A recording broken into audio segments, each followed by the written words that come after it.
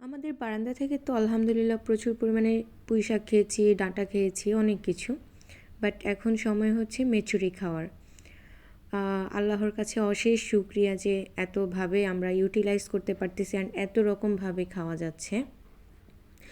তো হচ্ছে যে যেহেতু আমাদের গাছে বরবটি গাছ, পুঁই শাক, লাউ গাছ, কুমড়ো শাক এরকম হয়েছিল, তো অনেকগুলা পুঁই শাক গাছে মেচুরি, যেহেতু এখন মেচুরি হওয়ার সিজন, অনেক মেচুরি হয়েছিল।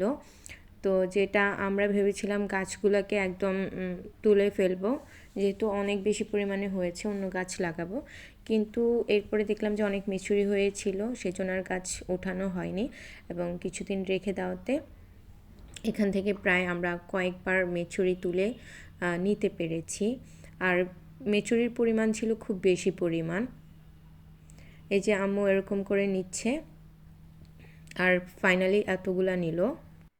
তো আম্মু অনেকগুলো মেচুরি কালেক্ট করার পর আমি আম্মুর থেকে ইন্টারভিউ নিয়েছিলাম যে আম্মু তুমি কি আসলে এগুলো গাছ থেকে নিয়েছো নাকি বাইরে থেকে কিনে এনে বলতেছো গাছ থেকে নিয়েছি।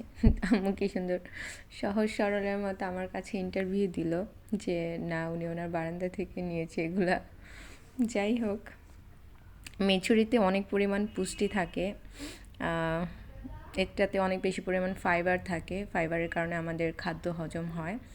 আর এখানে রক্ত স্বল্পতা নিবারণে অনেক বেশি উপকারী কাজে লাগে আর কি।